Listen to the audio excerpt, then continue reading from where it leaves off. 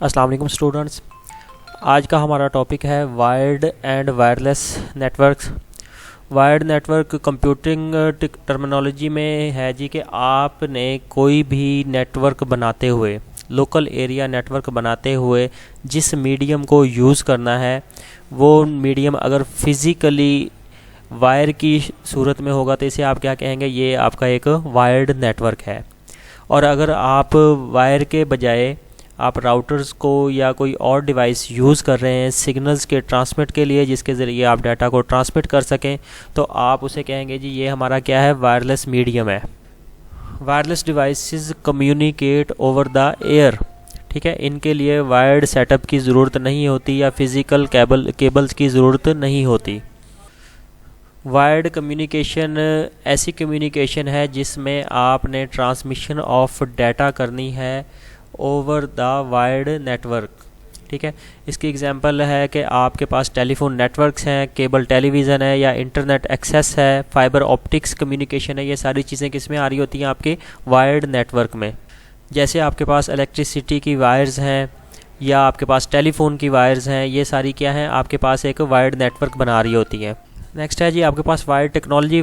जैसा कि आपके पास ये फिगर शो हो रही है, इसमें क्या है जी, आप इंटरनेट लेते हैं जहाँ पे आपके घर में या आपके ऑफिस में कोई कनेक्शन है, कोई कंप्यूटर है जिसके साथ आपने इंटरनेट का कनेक्शन अटैच किया हुआ है। इसके बाद क्या है, आप इस कंप्यूटर के साथ दूसरे कंप्यूटर्स को या डिवाइसेस को यूज़ करना चाहते हैं, अटैच करना चाहते हैं, तो आप उनको वायर्ड नेटवर्क के थ्रू ईथरनेट स्विच या हब के ज़रिए एक दूसरे से अटैच कर सकते हैं। दूसरी तरफ आपके पास वायरलेस नेटवर्क्स हैं, ऐसे नेटवर्क्स या कम्युनिकेशन जो कि हमारी डिस्टेंस के ऊपर जो हमारी डिवाइसेस हैं वो इसको यूज़ कर सकें और विदाउट एनी फिज़िकल कनेक्शन, ठीक है। Information is transmitted through air. जो भी इंफॉर्मेशन आप ट्रांसमिट कर रहे होते हैं या डाटा सेंड कर रहे होते हैं, रिसीव कर रहे होते हैं, वो थ्रू एयर होती है। इसके लिए आपको किसी केबल की, किसी प्लग की ज़रूरत नहीं होती। इलेक्ट्रोमैग्नेटिक वेव्स या रेडियो फ्रीक्वेंसी को आप इस पर्पज़ के लिए यूज़ करते हैं।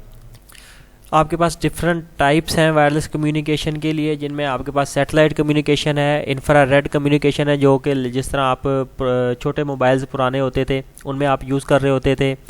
ब्रॉडकास्ट रेडियो, आपके पास जितने भी रेडियो सिग्नल्स ट्रांसमिट हो रहे होते हैं एक जगह से दूसरी जगह, या आप रेडियो में एफएम को सुन रहे होते हैं, तो वो सब के सब आपके पास रेडियो सिग्नल्स के ज़रिए ही वो चीज़ें पहुंच रही होती हैं। माइक्रोवेव कम्युनिकेशन है, जिस तरह आपने अपने एयर कंडीशन को अपने सेल फ़ोन के ज़रिए कंट्रोल करना है, तो ये सारी चीज़ें किस में आएंगी, माइक्रोवेव कम्युनिकेशन में। वाईफाई मोबाइल कम्युनिकेशन है, अगर आप वाईफाई को यूज़ कर रहे हैं, ठीक है, आपके पास सेल फ़ोन है, उसका आप वाईफाई को ऑन करके आप उसको यूज़ करना चाह रहे हैं, या आपने कोई मॉडेम लगाया हुआ है, कोई ऐसी डिवाइस लगाई हुई है घर में जिसकी इंटरनेट एक्सेस है और आप उससे दूसरी डिवाइसेस को कनेक्ट करना चाहते हैं, तो वायरलेसली भी आप उनको कनेक्ट कर सकते हैं। वायरलेस टेक्नोलॉजी हमारी मेडिकल फील्ड में बहुत ज़्यादा यूज़ हो रही है। वायरलेस को आप पावर ट्रांसफ़र के लिए यूज़ करते हैं। यहाँ पे आपके पास कुछ प्रोज एंड कॉन्स हैं वायर्ड नेटवर्क के, कि वायर्ड नेटवर्क आपके पास रिलायबल होता है, ठीक है। ये आपके पापास दूसरे सिग्नल्स इसको इंटरप्ट नहीं कर रहे होते। जो भी डाटा आपका थ्रू वायर्स ट्रांसमिट हो रहा है वो मतलब कि किसी भी चीज़ से उसे इंटरफेयर नहीं किया जाता, ठीक है।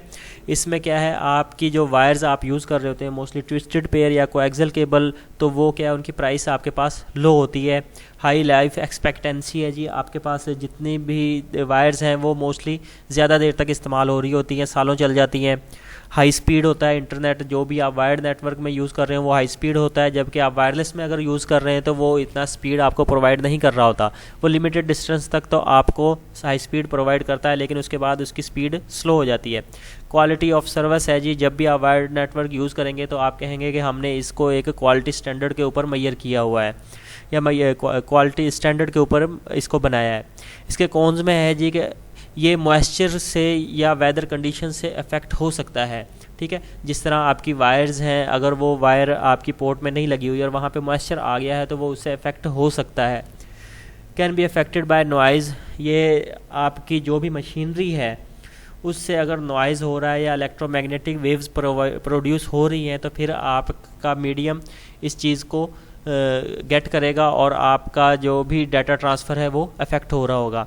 लेंथ ऑफ वायर है जो वो लिमिटेड होती है, आप अनलिमिटेड वायर नहीं ले रहे होते, ठीक है।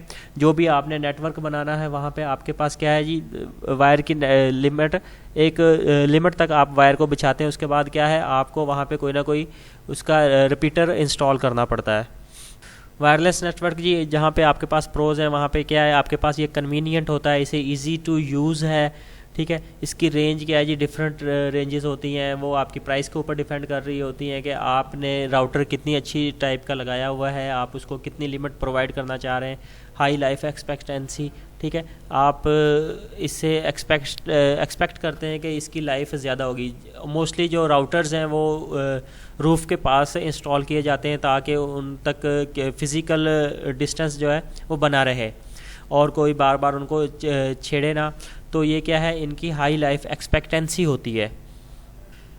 जबकि कॉन्स में आपके पास वायरलेस नेटवर्क्स हैं ये अफेक्ट हो रहे होते हैं आपके से दूसरे सिग्नल से, जैसा कि पोर्टेबल सेलुलर फ़ोन्स हैं, माइक्रोवेव्स हैं, ये अनरिलायबल होते हैं नेटवर्क।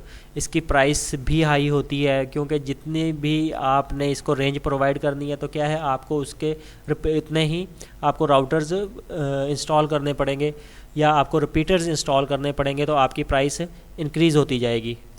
सिग्नल्स वायरलेस के इजीली इंटरसेप्टेड होते हैं, कोई भी थर्ड पार्टी उसमें एंटर हो सकती है, अगर उसके पास पासवर्ड हो तो वो उसमें एंटर हो सकते हैं। इसकी स्पीड वायर्ड नेटवर्क की निस्बत बहुत स्लो होती है।